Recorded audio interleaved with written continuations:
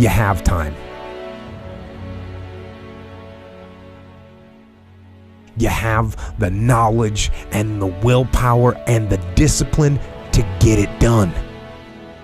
Your heart, your life, your happiness is your responsibility and your responsibility alone.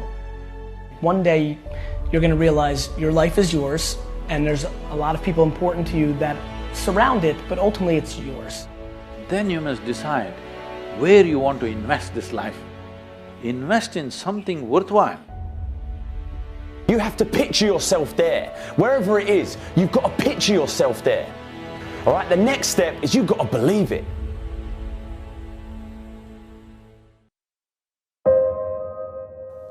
I'm here to tell you, as a former professional athlete, all we talked about was the next level, and most people think the next level is a cliche. The next level is not a cliche. The next level is a lifestyle. The next level is a tangible place. In 3 years, I doubled my NBA income in the marketplace. That's what I call the next level. See, I firmly believe that making money is easy. I've been in business 15 years. Every year, my salary and income gets bigger, stronger, and faster. Why? Because I understand the keys to that proverbial next level. You are in charge of your next level. You cannot expect to get promoted to that next level if you are mediocre. Some of you guys are doing a 5 million, you want to get to the next level, it's going to require you to become somebody different. If you're at 10 million, you want to get to 20 million, you can, but you must become someone different.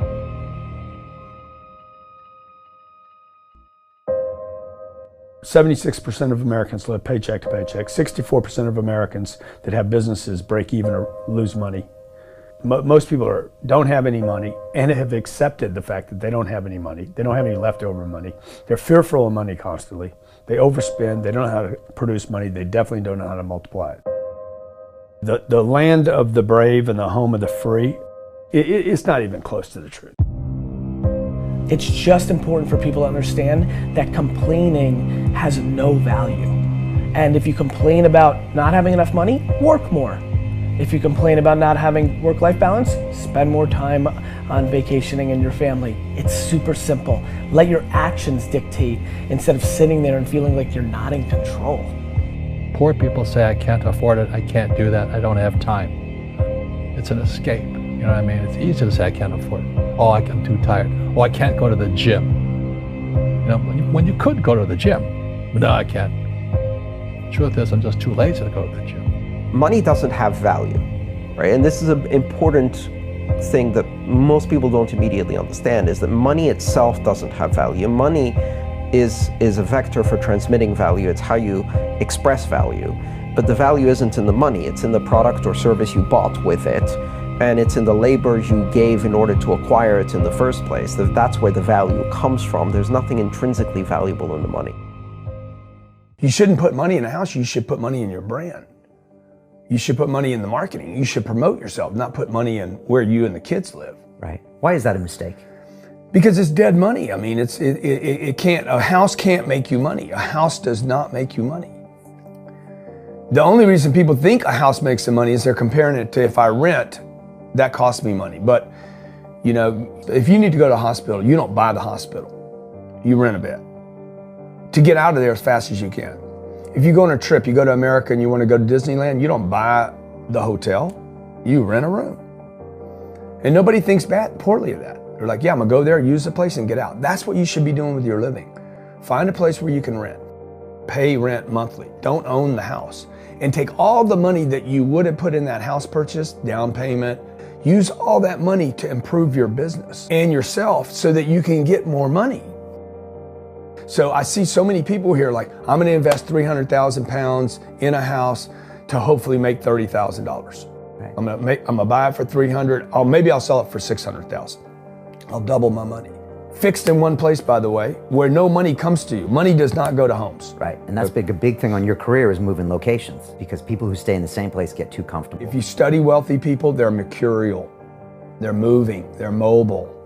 Warren Buffett and Bill Gates do not talk about the home they live in. They talk about the places they're going to. They go meet money, they go meet wealth, they go meet connections. People are stunningly accepting of anything if they actually believe that's the purest form of it.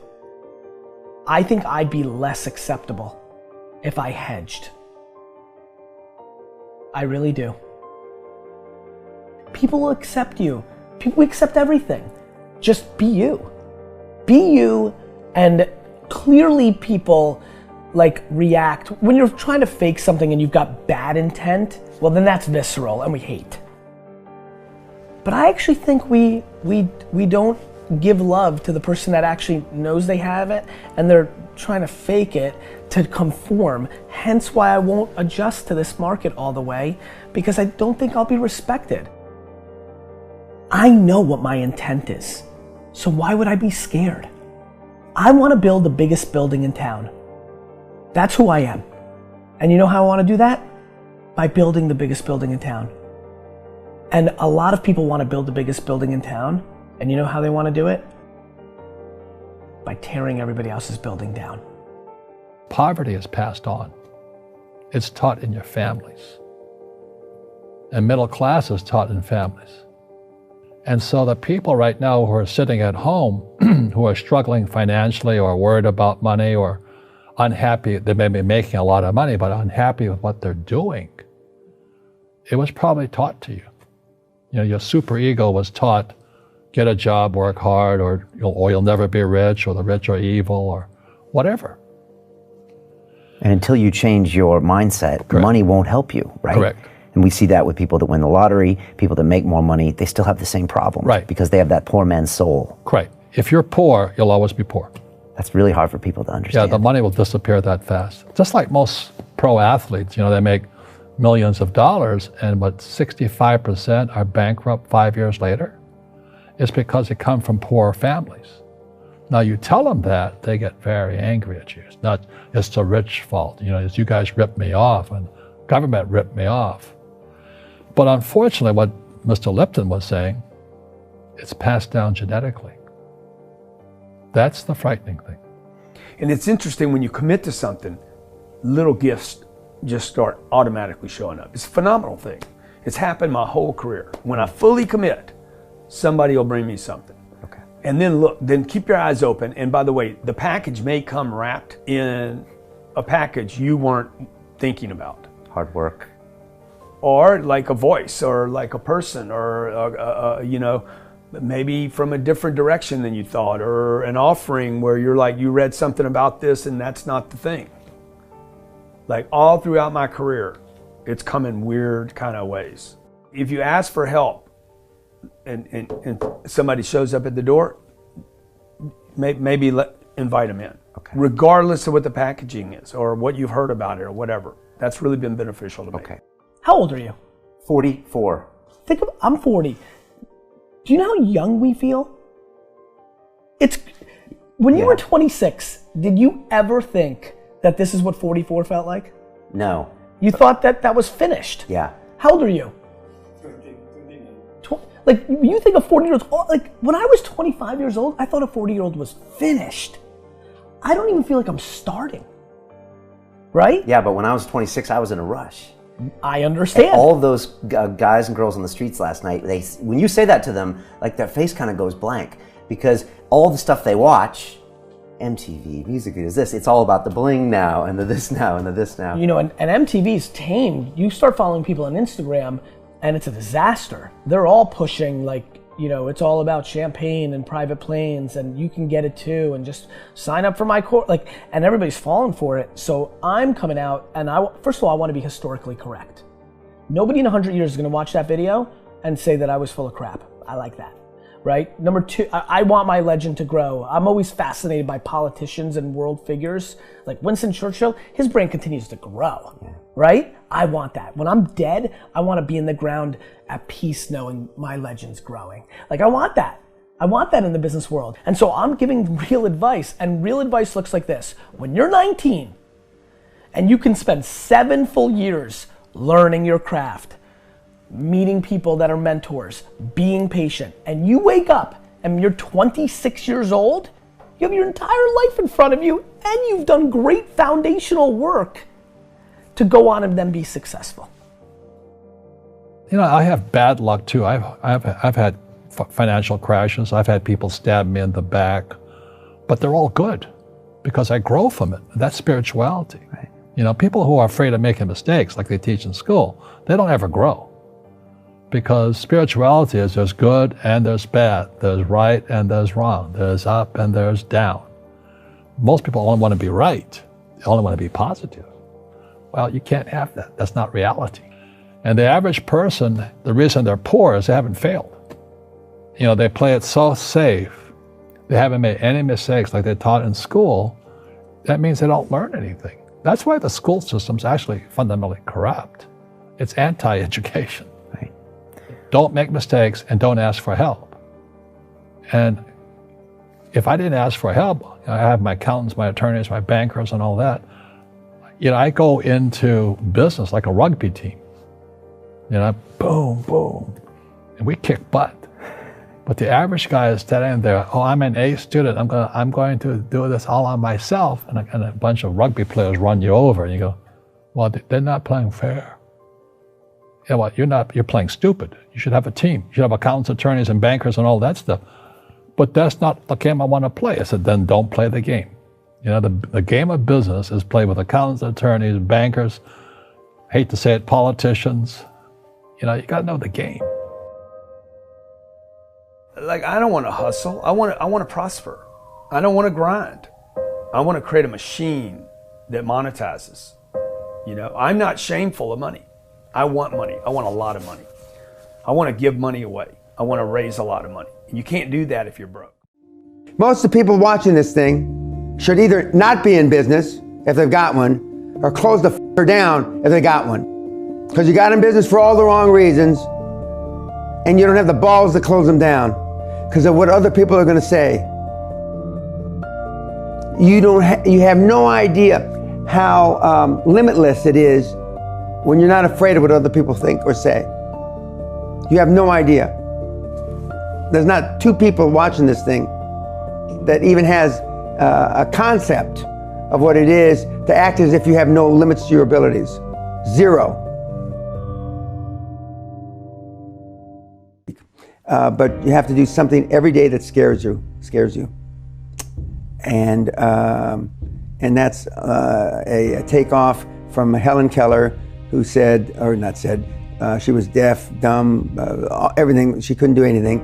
And she said every day she did something to scare herself. Well, if you and I had all those afflictions, just getting out of bed would be scary enough. And so I decided that one of the differentiations between the people that got the most out of the week-long seminar and the year-long free mentoring from me is people that really press themselves hard. So I translated that into they've got to do something and list it, what they did to scare themselves every single day. Is that the essence of really what you do, is getting people to take more risk, or to get out of their comfort zones, and then the wealth comes later? It's not just out of their comfort zones. It's to change your reality. Okay, you know, your reality is different than my reality. And, you know, your followers' realities are all different. But it's to change your reality. And to make yourself accountable. That's not just getting outside your comfort zone, making yourself accountable. Okay? Not just accountable, not accountable to somebody else. Accountable to you, me, you know, yourself. Because that's the ultimately, that's the only person you should be accountable to, is yourself. And we grow up, in my judgment, wrongly, that we don't hold ourselves accountable enough. We just don't. We've learned to come up with reasons why we can't do this, reasons why it's okay not to do this, reasons why you didn't follow up on time, reasons why I told the guy to get back to him by Wednesday, it's now Friday. Oh, it's the weekend. I'll now get back to him till on Monday. And life has gotten simpler now. With the internet and with email and the things where the communication is almost instant, you'd think it should be easier. But it's not.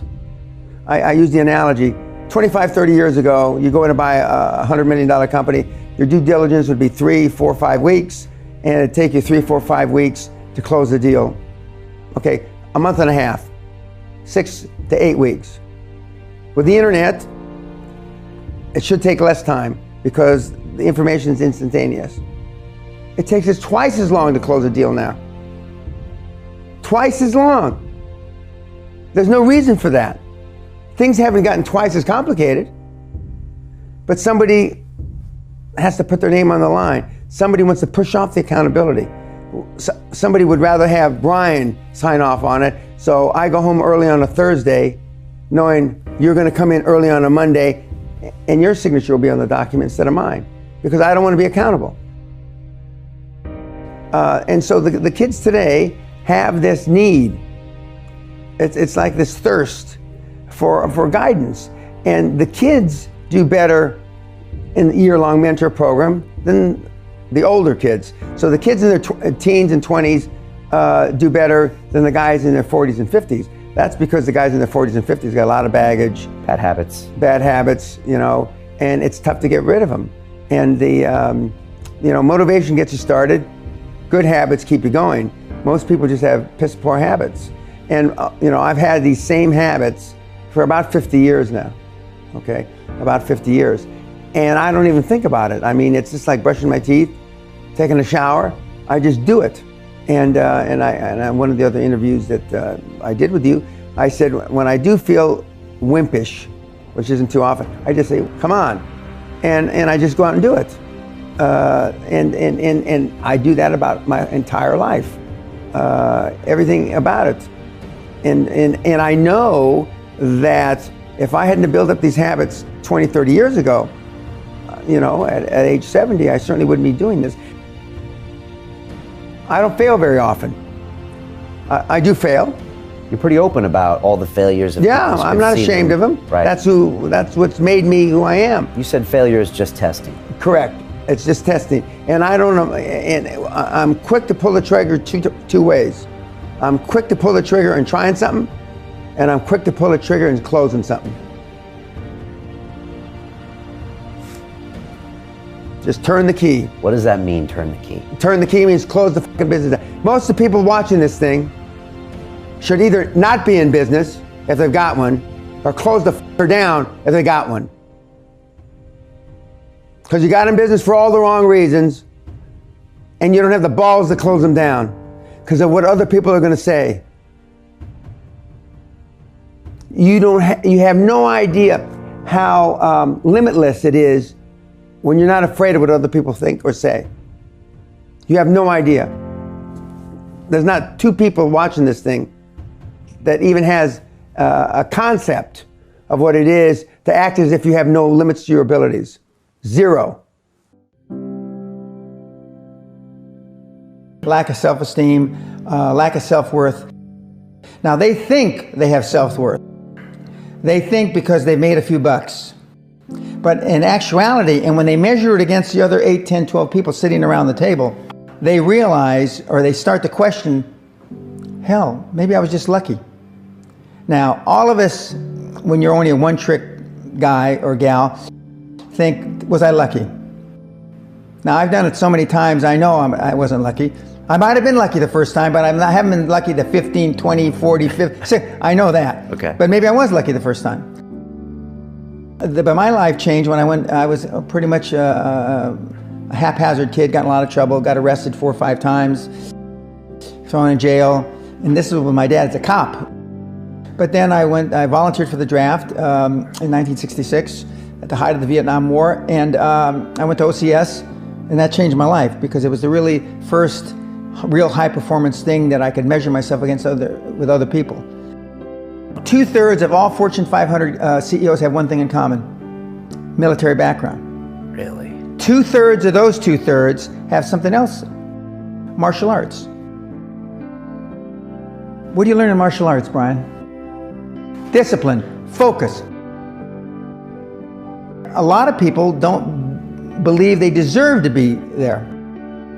I convince them, and we have these drills, why you belong there. A lot of people that come there, you know, with money, that have made money, think they made it by accident. Right. I just had one of my superstars who's made $100 million tell me in the last week, you know, I'm not sure I'm going to have another lucky accident. And I said, you did it. I mean, You tried a lot of things. I believe Thomas Edison, I wouldn't have done it 10,000 times. Okay. I would have hired an engineer from MIT to do it. But I mean, I've tried a lot of things. Nobody's failed at more things than I have. And the first 100 million are successes, but I could write a book about failures that it'd be, I mean, because I've tried a lot of different things. Because failure is just testing. And one of the reasons I've been so successful in generating this equity and value in my kids, and I call you all kids, is because I convince them that making a mistake is okay. Your parents probably told you, you can be anything you want, but you can't. That's horse. You can't. If it's all juxtaposed. So, but what you tell them is that you can do anything you want that you have passion for, because that eliminates most of the crap. Because most people don't follow their dream. You know, like they say in The Sound of Music, you can't have a dream come true unless you have a dream.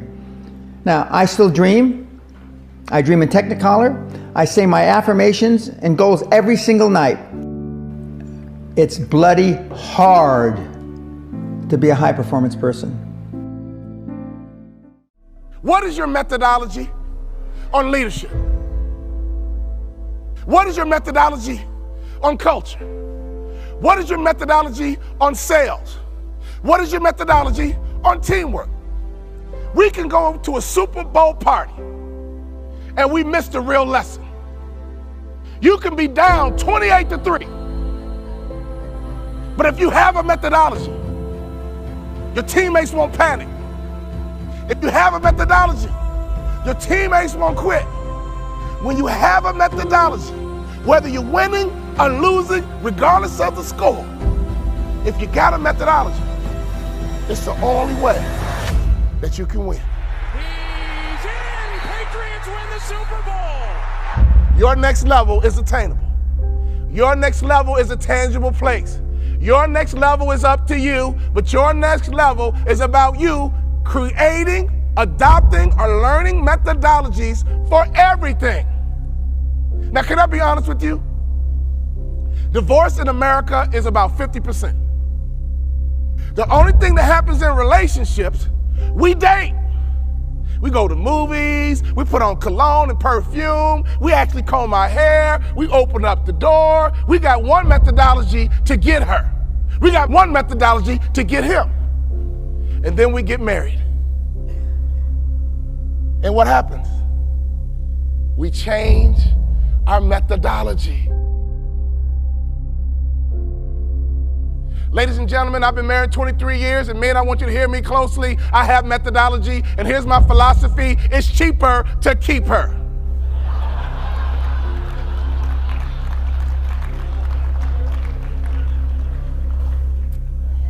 So as a result, I try my best to behave the exact same way I behaved when we dated as I do 23 years later.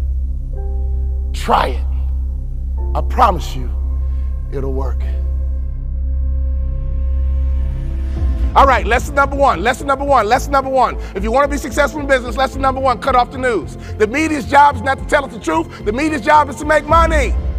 The media has figured out that America is addicted to negative information.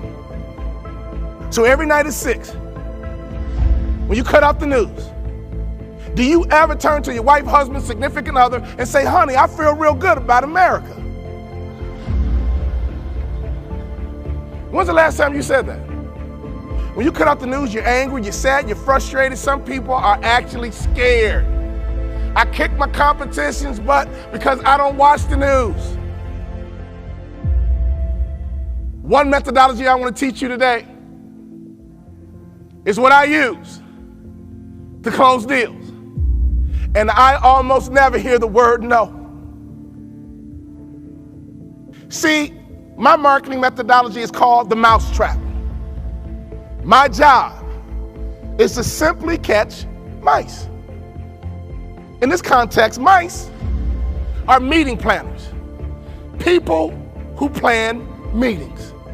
So in order to build a good mousetrap, you gotta figure out some good cheese. You gotta build a good mousetrap, which begins with cheese. Here's my cheese. Every meeting planner wants a speaker who's entertaining and dynamic and gives the audience great information. That's my cheese. So all my marketing materials says I'm very entertaining and dynamic. And I give great information. But once you got somebody nibbling on your cheese, I come in with the close, and it's fast, it's strong, and it's swift. Because every meeting planner wants an entertaining and dynamic speaker who gives great information. That's what they're looking for, and I know it. So can I ask you a question? What are your customers looking for? Don't think like you, think like a customer. See, your closing mechanism always needs to be connected to a promise. People buy promises. I got a coaching program, and I teach all my business leaders all of my methodologies, and I just gave you one for free. I didn't go too deep as I could go. Can you do me a favor? Go back and build a mousetrap. Make sure you got some good cheese. But what is your closing mechanism? Everyone loves a promise. I'll be the best motivational speaker your group's ever had. You guys know I almost never hear the word no. I'll be the best speaker your group's ever had. It's really hard to say no to that, would you agree? One of the best ways you can build a marketing methodology is stop thinking like you and start thinking like your customers. What has made me a multimillionaire, I'm going to reveal to you right now, and I can prove it to you. The superstars that you're looking for are on the tip of my tongue. Well, what did we think? Did we like them? The likability factor is the best kept secret in business. Hire for attitude, train for skill. Hire for attitude, train for skill. Hire for attitude, train for skill. The superstars you are looking for in any service-based industry are likable people, and I can prove it to you. Have you ever wondered why and how Oprah became a billionaire?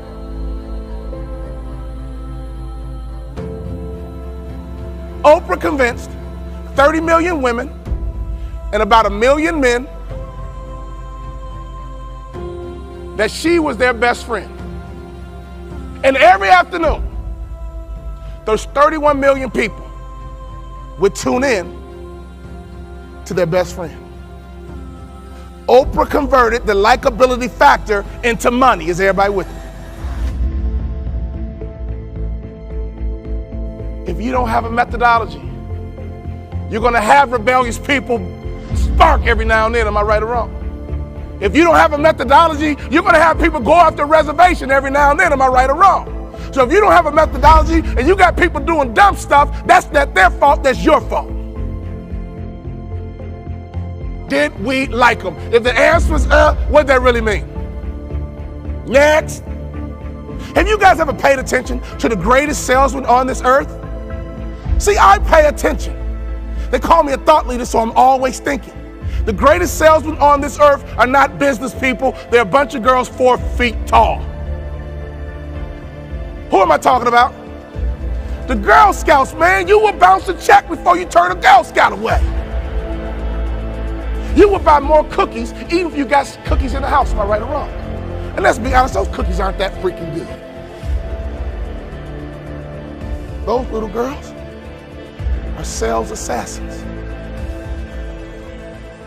It's hard to say no to a Girl Scout. It's like emotional. And here's why. We've all heard the term before, but we don't execute it. People want to buy from people they know, people they like, people they trust. Have you heard that before? But yet, do you execute that methodology? We know Girl Scouts. We like Girl Scouts. And we trust Girl Scouts. It's hard to say no when you have the trifecta. If you're ready to go to that next level and install methodology, say, aha.